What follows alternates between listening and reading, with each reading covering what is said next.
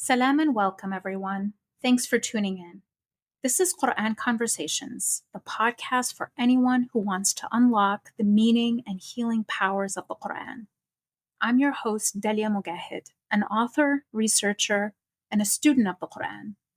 I'll be in conversation with one of my dearest teachers, Imam Muhammad Majid, a scholar of the Quran and longtime family counselor and congregational leader.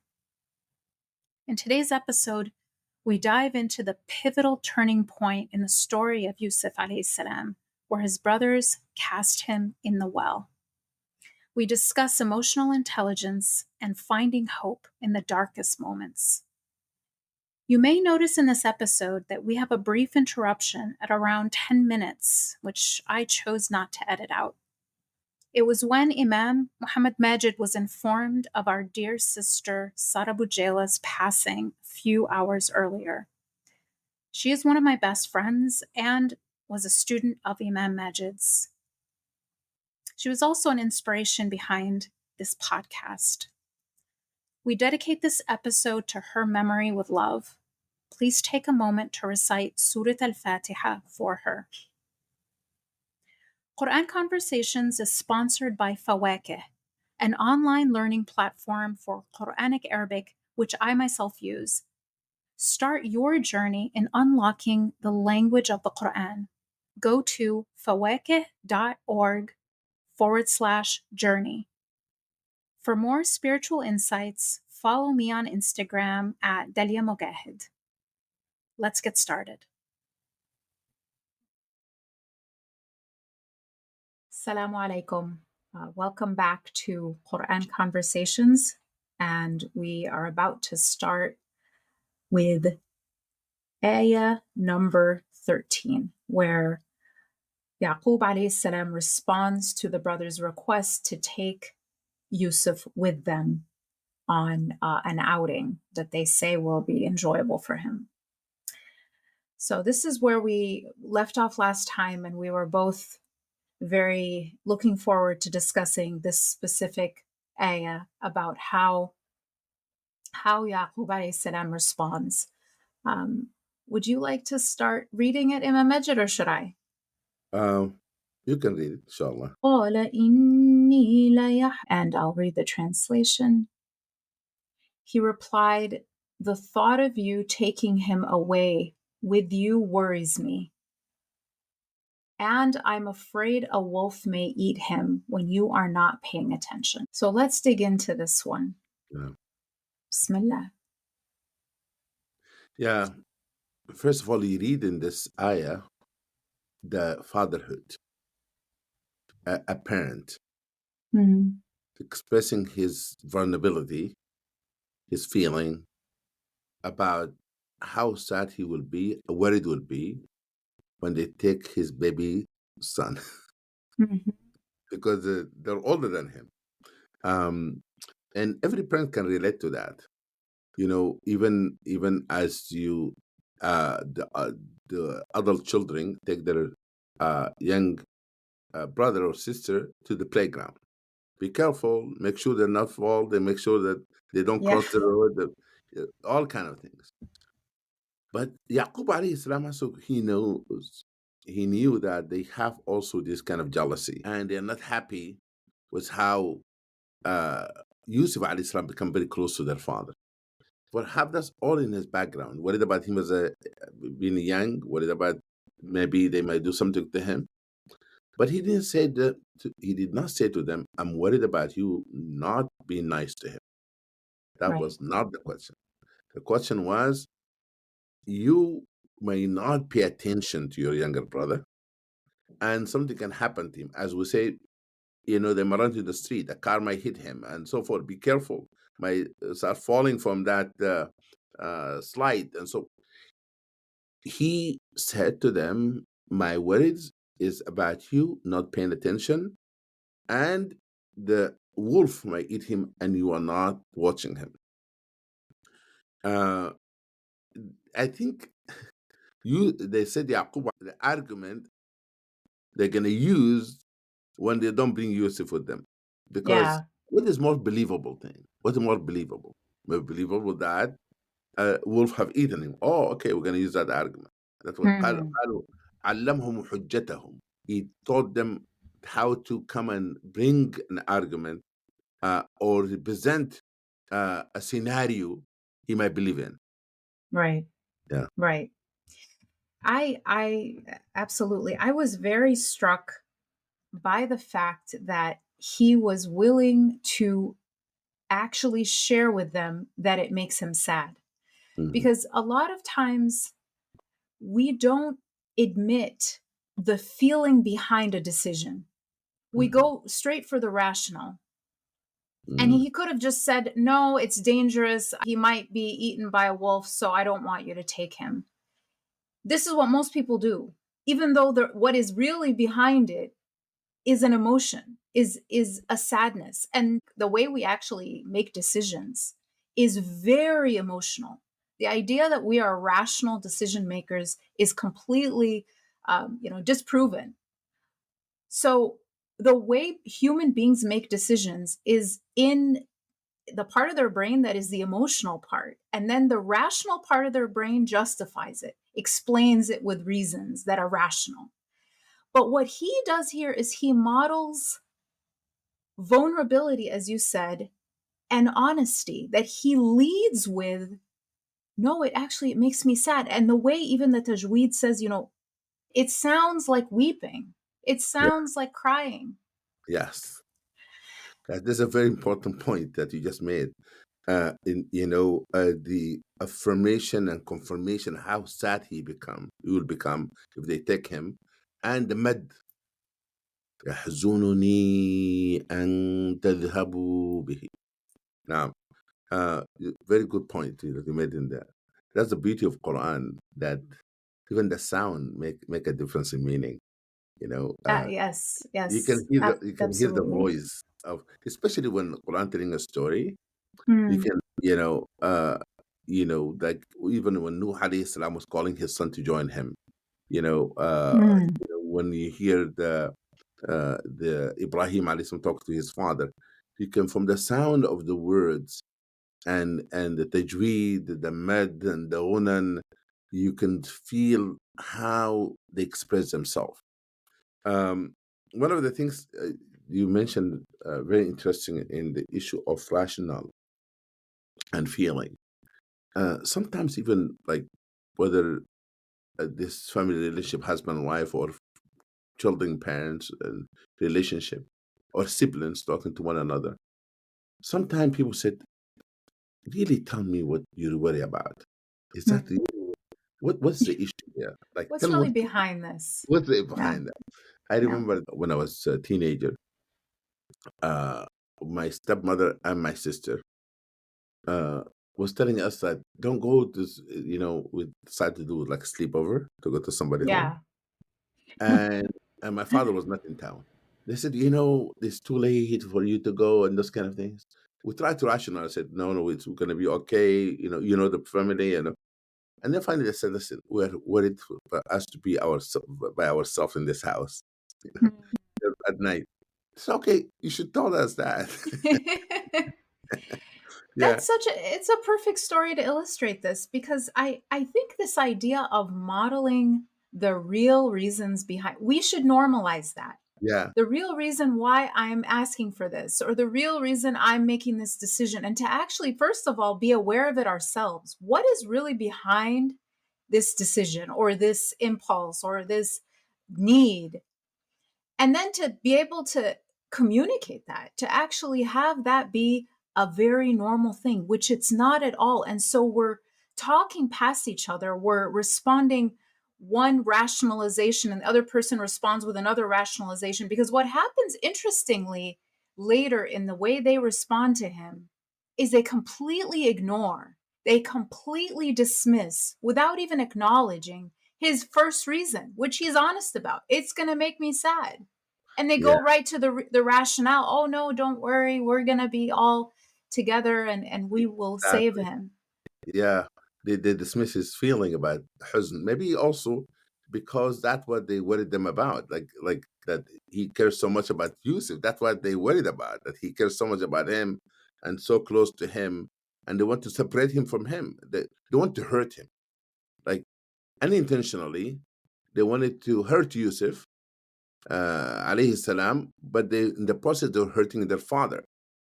Although their father told them, if you separate him from me, I'll feel sad. That's exactly what they did. As you said, they ignored the fact that and they didn't realize that until he lost his sight, how intense that sadness is. Because later we'll explain, will express his sadness in a way that's so intense that he lost his sight over it. They didn't take him seriously. I'm so glad to point that. They didn't take him seriously in They how much didn't. sadness he may have.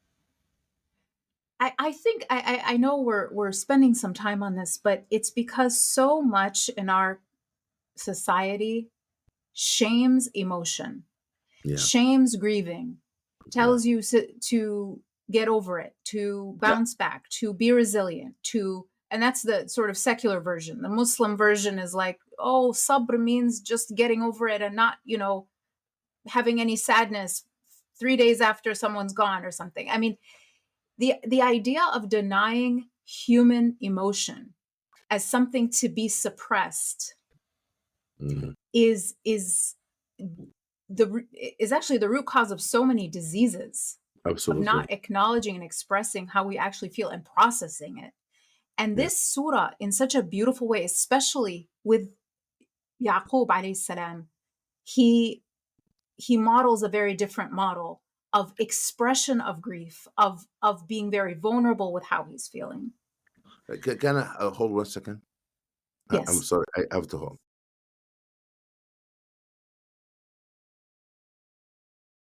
So now comes the response from the brothers to the objection of Yaqoob alayhi salam.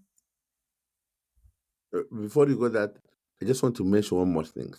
Yes, you please. talk about emotions. There's 2 of them in the verse. يحزنني وأخاف. Fear and sadness. And those very strong emotions. Yeah. So he worries and have fear. And the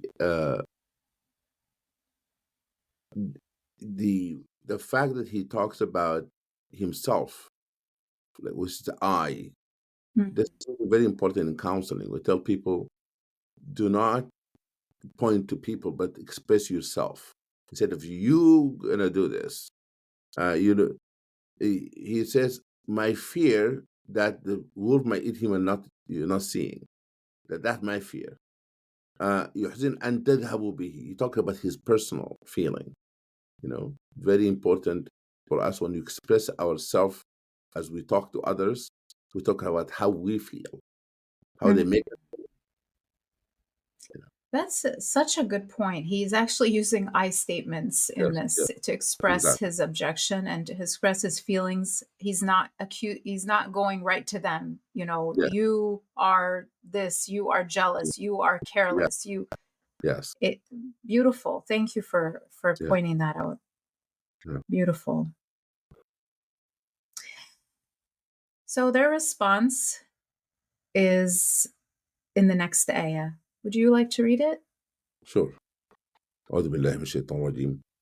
قالوا لئن أكله الذئب ونحن عصبة إنا إذا لخاسرون.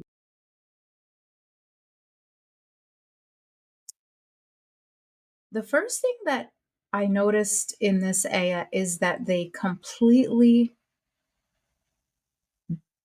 deflect and dismiss and don't respond to his first concern, which is his sadness.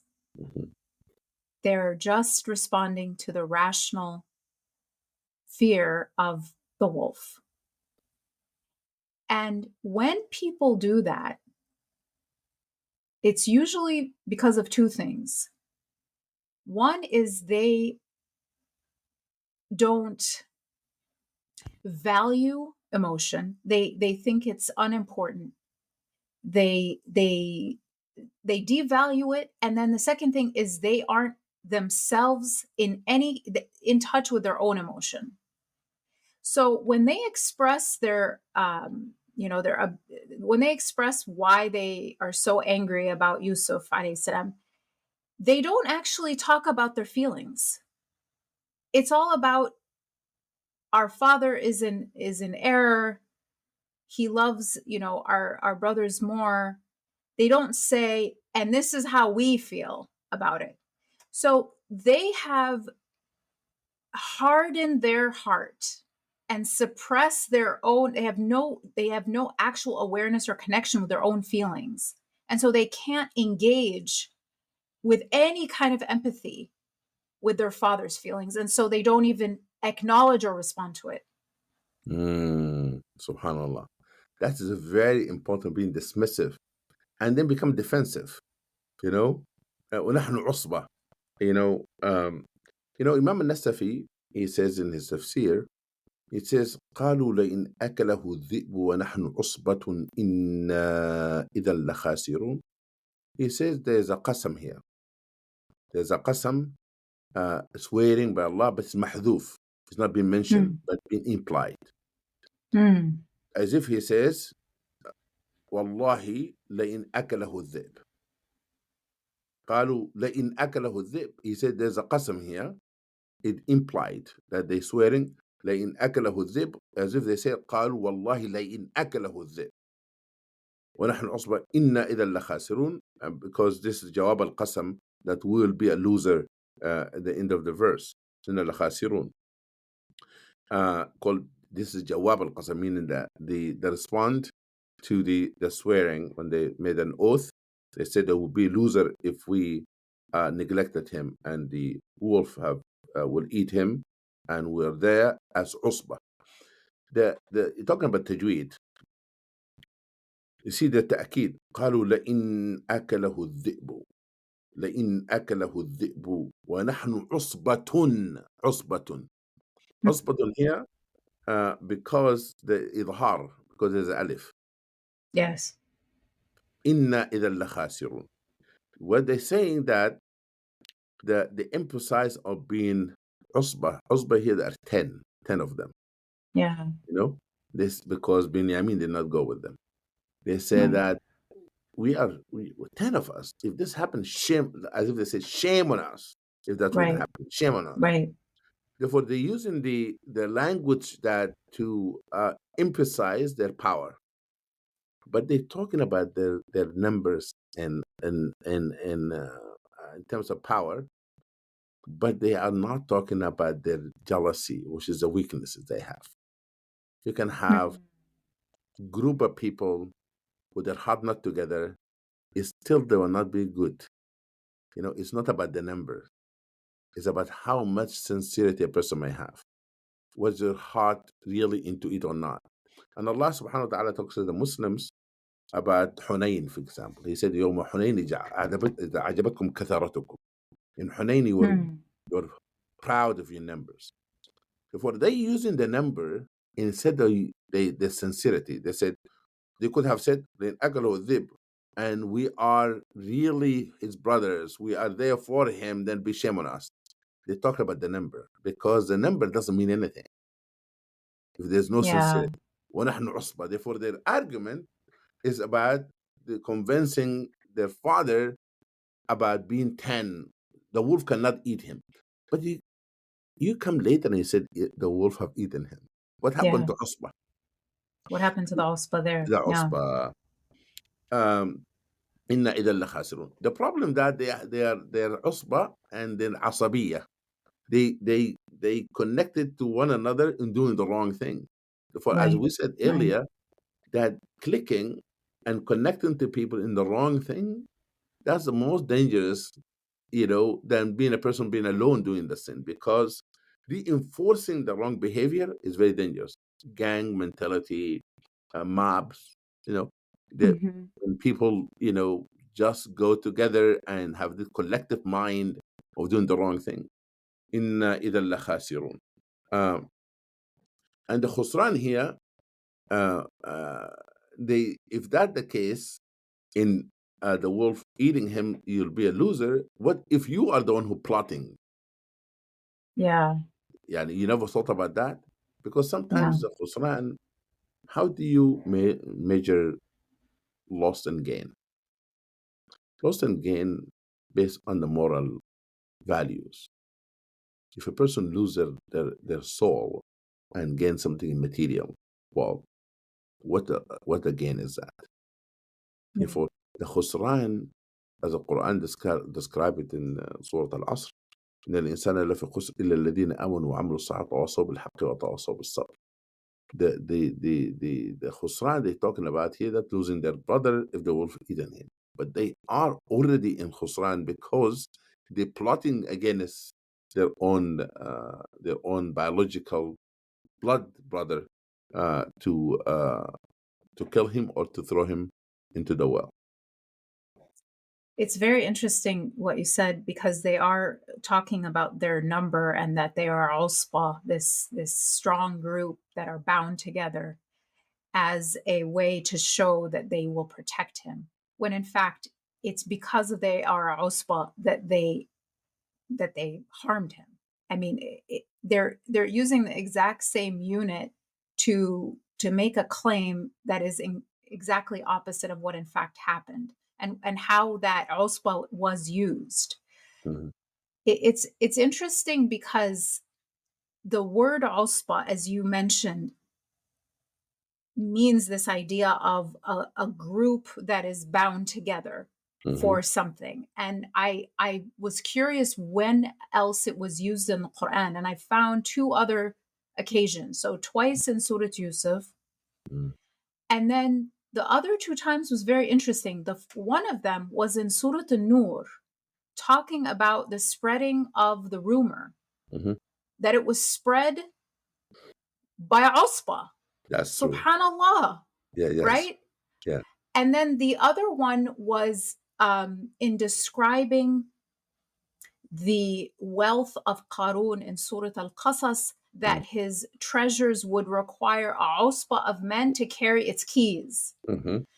So in that one about the wealth, it's emphasizing that that they're strong and that they're bound together, and they would have to carry the keys to show how much money he had.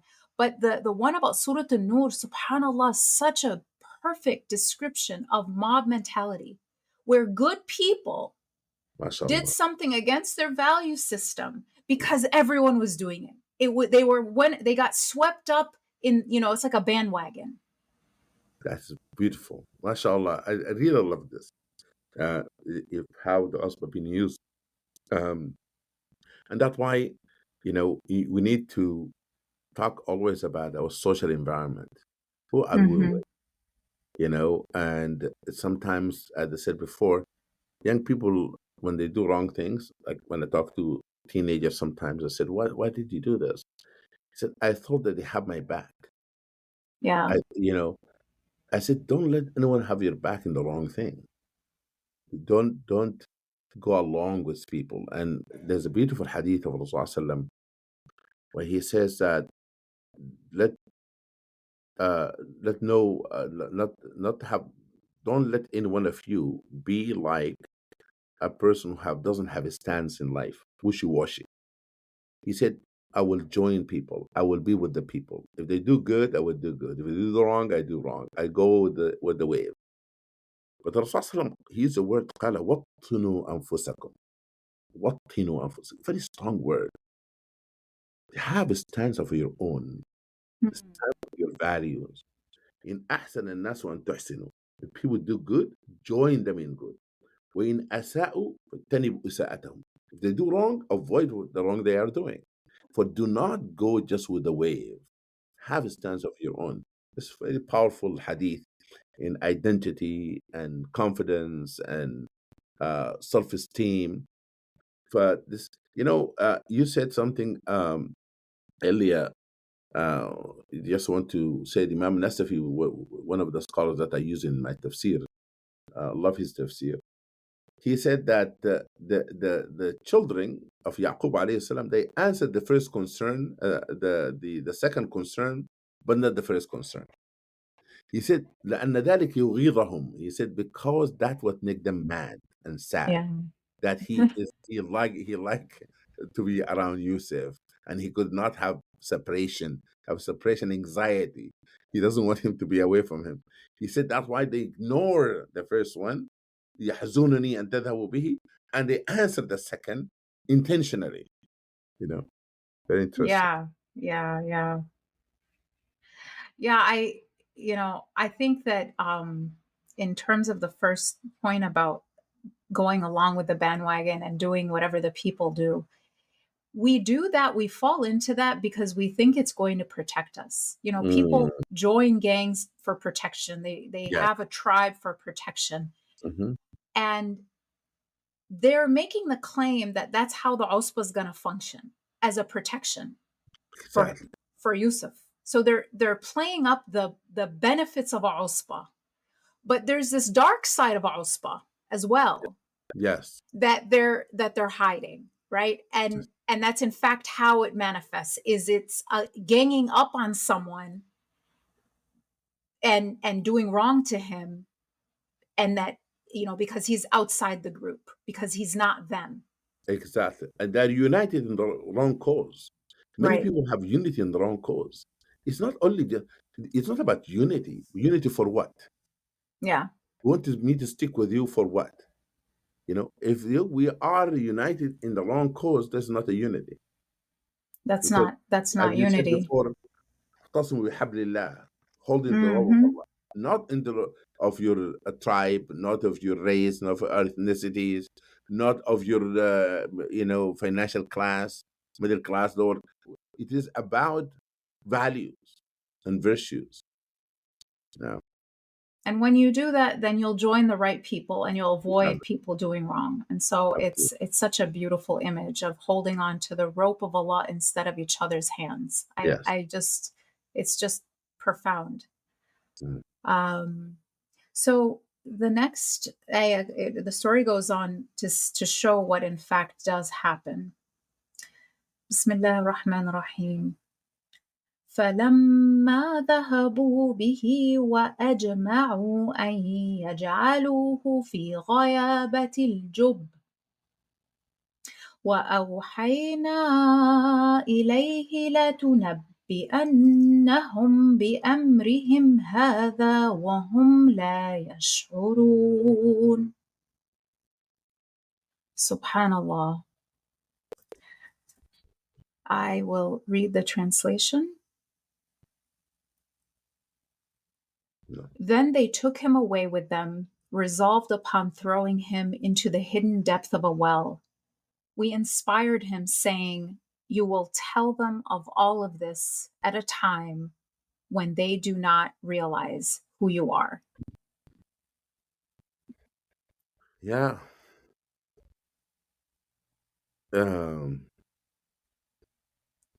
Look the word فلما ذهبوا به. ما قال فلما ذهب معهم. So it says ذهبوا به. Yes. That they went, they almost like took him along. Yes. Rather than they went together. Yes. He was passive, like he was a passive almost object that they were taking with them. Yes. Because attributed to them that they have taken him because of the responsibility that the father says, are you going to take him? You have to take care of him. Yeah, he said when they took him, but the taking of him this time with them is not where the father was referring to. They took him so they can hurt him. Right. As if he become under their possessing their brother. ذهبوا به وأجمعوا. The word أجمعوا. This is a word that in a long time we can discuss on it. وأجمعوا. Look at the word in mashallah, you read it beautifully in Arabic. Look, وأجمعوا. Like they had consensus. They have united. They united. They came together. Exactly. They bound together for this, Yes. Yeah. Therefore, this ijma' here is so strong that they made a decision that they because you remember they had a different opinion. They disagree in killing him, but they have consensus of throwing him into the well. وأجمعوا. Would it give you the feeling that they did not change their mind? You think that maybe if they go, like someone of them feel like bad, said, "Oh, shouldn't do it," for somehow they become really stuck. They stuck together. They stick together to it. أجمعوا. إجماع also in the wrong thing is not a good thing. To have a consensus in doing the wrong thing, it's better to have disagreement and dissent voice. I sit in places like, where there's sometimes the discussions, and I tell them, maybe you like to have consensus, but in this one I would like to dissent because I don't think it's not a good thing. Yeah. Ijma is one of the source of Islamic law. Yeah. But Islam encouraged people to disagree in debating the issues if the matter is not a good thing. As long dissent, it does not mean hurting others in the process. But this is wrong here. Like they have consensus in doing the wrong thing. Sometimes people of good values, they forget to stay together. Also, that you need to have consensus in doing good. The Allah subhanahu wa ta'ala calling us to join تعاونوا على البر والتقوى ولا تعاونوا على الإثم والعدوان. Collaborate and work together in righteousness, in good things, and do not تعاونوا, do not help each other, do not be there for each other in the wrong thing. ولا تعاونوا على الإثم والعدوان. That's exactly what they're doing. إثم and عدوان. Yes. They transgressing and wronging their brother. Now. And there was no dissent. There was no dissenting voice in this case. They discussed before somebody was dissenting. Now, khalas, they're all together and they're all doing it. The second part, I think, is very important because in that moment, if we can just imagine, I mean, I think we have to have an emotional connection with what is happening. This is a child who has 10 of his brothers physically wrestle him down and force him into the bottom of a well. I mean, the terror of that, how terrified he must have been, how betrayed he must have felt. And then in that moment, Allah tells him, Allah comforts him. And so all along this path, all along this experience that Yusuf is going to be having, alayhi salam, Allah is giving him comfort throughout. He is in constant connection with Allah at every turn, at every moment. And this one, subhanAllah, I was just thinking, I was reflecting on وَأَوْحَيْنَا إِلَيْهِ. So what is Allah going to say in this moment? What would we want? SubhanAllah, what would we all want to hear in the midst of a betrayal? SubhanAllah. We would want the way a human being feels in the midst of a betrayal is they want some kind of like like redemption, like closure, like some kind of reckoning. They want a reckoning with this person. That's why how people always feel so unable to move on from a betrayal when there's no closure or when there's no coming to terms or someone admitting they're wrong. And so they just get stuck in this moment. They get stuck in this feeling where they can't move forward without that closure. And that's exactly what Allah promises him. This beautiful, like emotional, subhanAllah, intelligence of the Quran. Yeah, no, I love what you're saying. This is so beautiful. One of the things that it really make me reflect a lot in Surah Yusuf is the family dynamic here. This is not a gang from the street. See Yeah. him as a young boy walking and they kidnap him. This is his own biological brother who played with them. You see them at home, they eat dinner together.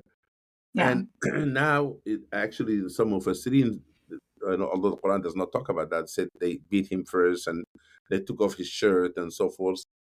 You know, Allah knows this is, and they said that is why they took him like Thalatha Farasikh, which is about maybe 9 kilometers from where he was. Um, therefore they separate him in a space, but also they separate emotionally. They have separated themselves emotion from him in order to separate physically from him.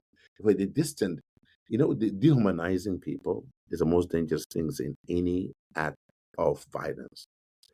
Because in order for a person to be able to hurt people, you have to believe that they have no value. Right. Humanizing person, feel that this person does not deserve to live. And then you justify it. You create a scenario like you make yourself the victim. They said, okay, Yes. he's more beloved to our father than us and so forth. We're doing this for our own, we're together on it because we need to have him to be out of our life so that our father can pay attention to us. And they created this, what I call it the collective interest. And they made their interest so essential. And they looked to the Yusuf alayhi salam as an obstacle in their way. But in order for them to really to do this to him, three things has to happen. Number one, they have to forget that they're a brother. Then you put that aside. And this is very dangerous things in domestic violence, for example. The time of the person hurting their spouse and hurting their children and so forth, in their mind at that moment, they justify, I'm doing this for their own benefit, and or his own benefit. Okay. Number two is that the rahmah and the mercy and the kindness from the heart has been removed. Therefore, you have to look at them as deserving it. They deserve this. Okay. The third is that you believe that the person, the victim, should have remorse, not you. They should be learn the lesson. For it's here in this story that they have distanced themselves emotionally, psychologically, mentally from their bond of brotherhood. And that's why they were able to physically distance themselves from him and to separate from him, because already emotionally they're exit emotional. And that, by the way, sometimes positive too. Sometimes person hurt us so much, we need to be physically, emotionally removed before we physically remove from their presence. That's why I encourage people to say, if somebody hurting you, you have to like what Allah subhanahu wa ta'ala told to Nuh alayhi salam. The son was separately physically from him, but Nuh alayhi salam was crying for him. And then the last minute, the father wanted him back. Then Allah to comfort him said, Nahu laysa min ahli. Here it is very important to see that this ajma'u, that means they help each other to stay emotionally angry. Before emotionally separate, emotionally distant from him, but united emotionally. Like we need to get that to do this to him. He does not deserve to live. Does not deserve to be here. And the other aspect of this, the have them to choose to put him away from their sight. They could have put him somewhere and then they left, but they don't want to see him. They put him into the depth of the well, so that when they walk away, he is not in their side anymore. Doesn't exist anymore. Not there to have them his presence, not give them any guilt. He's under the well, and they walked away. But the point you mentioned was awhayna ilayhi. There's a connection between Yusuf and his grandfather, Ibrahim alayhi salam. His grandfather was put into a very deep hole, was blazing fire.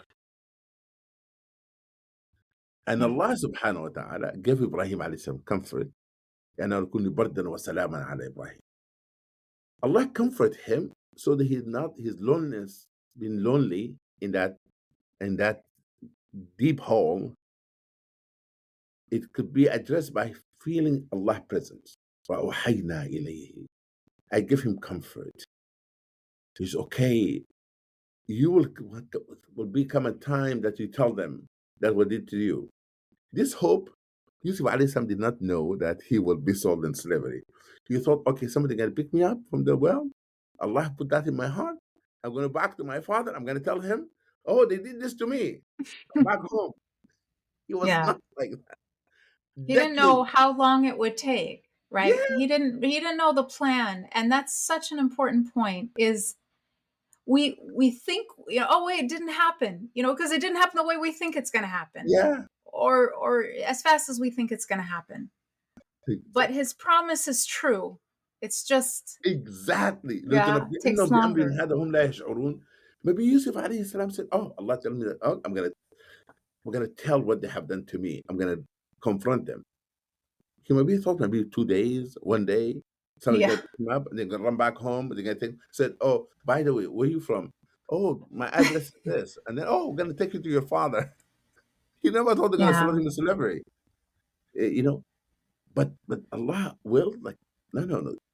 This لتنبئنهم بأمرهم هذا. You're gonna let them know what they have done to you after decades. After decades. After Yeah. decades. It was not a passing moment. And that's why, there's no person being wrong in this world. And a person have wronged them who thought they get away with it. That person will not be comforted. Allah will have them to confront their oppressor. Now or later, it will happen. And actually, matter of fact, Rasulullah said, أول ما يقطع فيه يوم القيامة الدماء. The first thing Allah settled is taking someone's life. فيقوم المقتول, the person whose life was taken, will hold the hand of the person who have taken their life and say to Allah, oh Allah, this person have taken my life, I want justice. Yeah. فلتنبئنه بأمر هذا, it doesn't happen immediately. The other word here, وهم لا يشعرون. You see, the whole problem, is how we become numb. We don't realize Allah planned. We didn't realize that actually, by putting him in the well, they're going to help him to have the best job in this world that a person can have. He will be in a position where they become in need of him. وهم لا يشعرون. And therefore, in spiritual alertness and conscious, you have to believe that Allah will prevail. In this surah, Allah said, "Wallahu ghalibun ala amrihi." Wallahu ghalibun ala amrihi. You must believe that Allah will prevail. Yeah. Like many people don't realize it. The word "وهم لا يشعرون" is a very interesting word because he said that they are not conscious, they're not aware of Allah subhanahu wa ta'ala plan.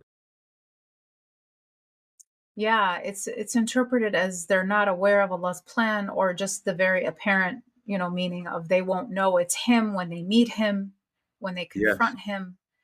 And in other ways, وَهُمْ لَا يَشْعُرُونَ, even in the present, they are not aware of what is right and wrong. Yani exactly. they are not in a state of consciousness at all in what they're Yes, doing. They're almost in a trance in how yeah. they're behaving. And And I and, was and really, no, go no, go ahead. ahead. Please finish your thought, please. I was just going to say I was struck by the fact that Sayyidina Ibrahim alayhi salam, when he was put in a pit of fire, he also received wahy, which gave him exactly the comfort he needed. Exactly. And in this case, Sayyidina Yusuf alayhi salam also received a wahy different from the one Ibrahim got Yes. in its nature, in its words, in what he's being told, but it's exactly what he needed for comfort in that moment. And we were talking about the idea of the meaning of the word wahy as a very personal message from Allah that is exactly the balm your heart needs in that moment. You know, there's something very interesting also, like Imam Nasafi mentioned in his tafsir. He said, وَهُمْ لَا يَشْعُرُونَ. They did not realize the comfort Allah put in Yusuf's heart as they put him down. Like Mm. this between him and Allah, and there's a two separate feeling here. They didn't know what is happening with him. He said, I put this in his heart, and they didn't realize that I comfort him. They didn't comfort him, but Allah said, I comfort him. وَهُمْ لَا يَشْعُرُونَ. They did not realize what Yusuf felt at the moment. This Yeah. is, if that you use that tafsir, that opinion, is something very interesting, that if somebody dying, for example, and a person, righteous person, as we lost a beloved sister of ours, Allah bless her soul, Sister Sarah, that I have a feeling that when she was passing, that the malaika is around her and said to her that don't worry, don't feel sad. تتنزل عليهم الملائكة لا تخافوا ولا تحزنوا وأبشروا بالجنة التي كنتم توعدون. The malaika surrounded them Yeah. said, no fear, no sadness. You're going to go to Jannah. But people around them لا يشعرون, because you don't know what malaika, you cannot feel the malaika coming to this person, but the person experiencing something that people next to him or her, they're not experiencing.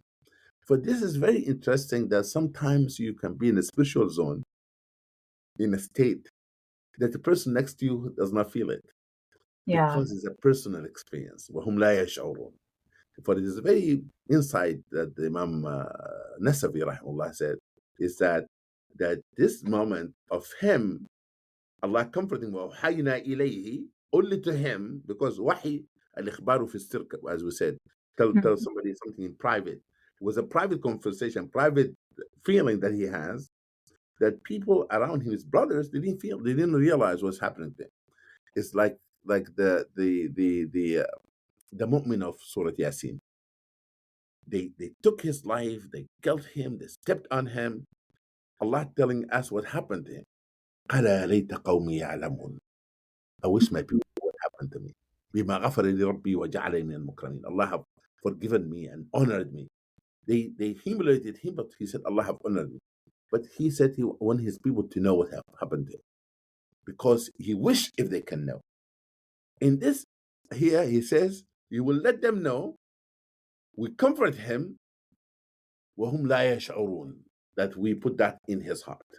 Allah subhanahu wa ta'ala saying that to tell us that, if you seek Allah comfort, you get that comfort.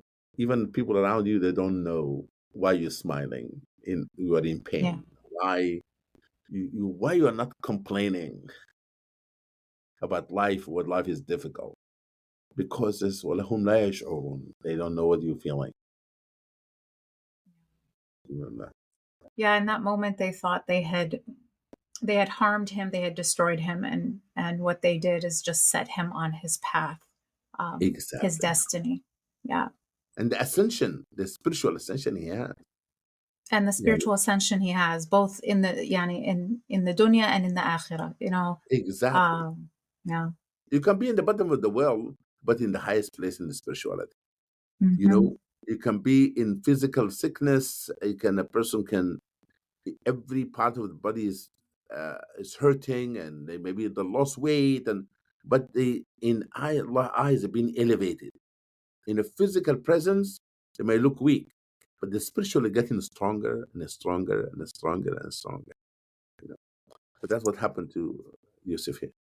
And subhanallah, I mean, if a group of people have hurt you, have harmed you, have betrayed you, have caused you to be in the bottom of the well, at rock bottom, just know that they could be setting you up to realize your destiny, that could be your well from which you will rise. And Absolutely. subhanallah, it's a So beautiful, beautiful. beautiful meaning. I like what you said. You're well where you are, Ryan. I love that. Maybe Yeah. we'll stop here, then we'll meet. Uh, uh, what do you think? Thank you so much. We'll continue next time. Alhamdulillah, I appreciate it very much.